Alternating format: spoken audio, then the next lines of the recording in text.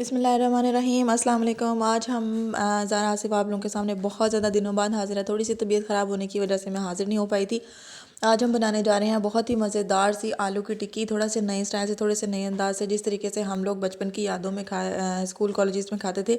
सोचा कि चलें आज वही चीज़ बनाते हैं और आप लोगों के साथ में शेयर करते हैं। तो आप लोग भी ज़रूर इस चीज़ को देखिएगा, बनाइएगा और इन्जॉय कीजिएगा, बजाय कि बाहर की चीज़ें खाई जाएँ। कोशिश करते हैं कि घर में उस चीज़ को बनाया जाए और उस चीज़ को घर में सब लोगों के साथ में हेल्दी तरीके से एंजॉय किया जाए। आप लोगों को ज़रूर पसंद आएगी। सबसे पहले मेरे पास है आलू है मेरे पास। और ये आप देख सकते हैं कि ये मैंने कुछ चीज़ें ली हुई हैं और मैंने ये उनको अच्छे तरीके से मैंने मैश करने की कोशिश की है। आलूओं को मैंने बॉईल करके मैश कर लिया है और फिर ये मैंने इसके अंदर प्याज शामिल किया है। प्याज डालने के साथ साथ मैंने इसके अंदर हरी मिर्चें डाली हैं। हरी मिर्चों के साथ इसके अंदर मैंने धनिया शामिल किया है। धनिया मेरे पास बहुत ज़्यादा था इसलिए मैं ज़्यादा नहीं इस्तेमाल कर रही हूँ, थोड़ा सा सिर्फ इसके अंदर ऐड करूँगी। ये मैंने धनिया डाल दिया है।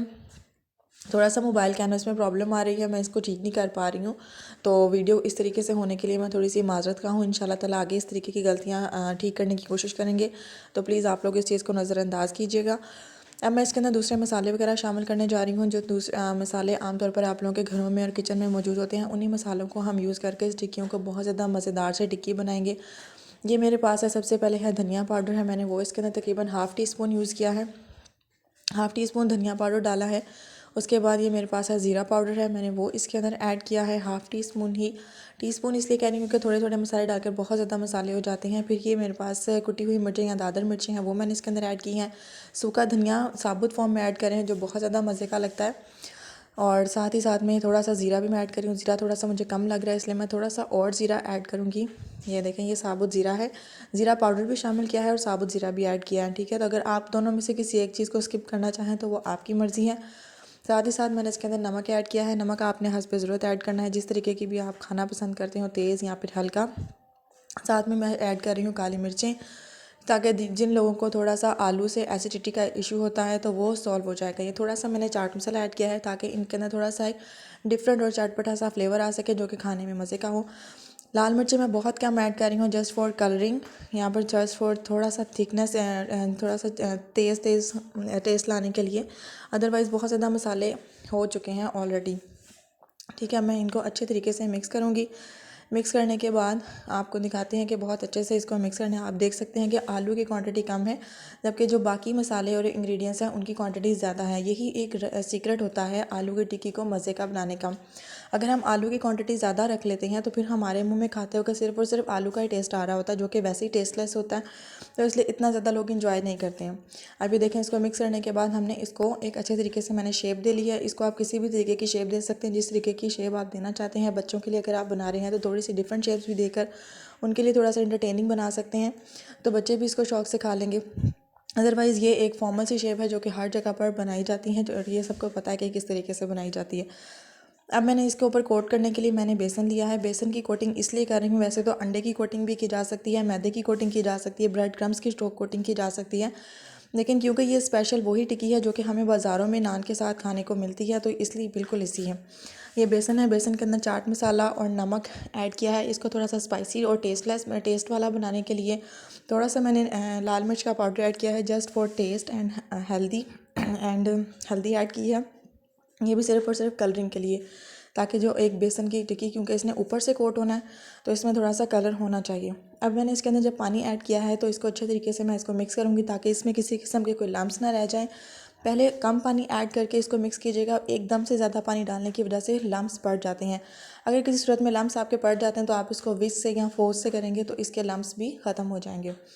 अब ये देखिए, मैंने बाद में दूसरा पानी ऐड किया है और फिर इसको अब मैं जिस फॉर्म में रखना चाहती हूँ, ताकि मैं थिक रखना चाहती हूँ या फिर मैं पतला रखना चाहती हूँ, दोनों ये मेरे ऊपर डिपेंड करता है, ठीक है। आप लोग भी आप अच्छे तरीके से देख लीजिए, जिस तरीके की कंसिस्टेंसी मैं बना रही हूँ आप लोग भी इसी तरीके की कंसिस्टेंसी रखें, तो ये सही रहता है। ना बहुत ज़्यादा थिक होना चाहिए, ना ही बहुत ज़्यादा पतला होना चाहिए। बैटर अगर पतला होगा तो वो आपके बर्तन पर जाते ही फैल जाएगा। अगर थिक होगा तो फिर वो अंदर से कच्चा रह जाएगा और बहुत जल्दी जलना भी शुरू हो जाता है। अब ये देखेंगे, मैं इसको इसके अंदर कोट कर रही हूँ। आप देख सकते हैं कि किस तरीके से कोटिंग करनी है। एक दो बार आप इसको टर्न ऑफ करेंगे उसके अंदर तो ये हो जाएगा। अब ये मैंने तवा लिया है, मैंने कढ़ाई नहीं लिया, मैं इसको डीप फ्राई नहीं कर रही हूँ, मैं इसको तवे पे बनाने की कोशिश कर रही हूँ ताकि बहुत कम ऑयल यूज़ हो, जो कि बजट में भी रहे और हेल्थफुल भी रहे।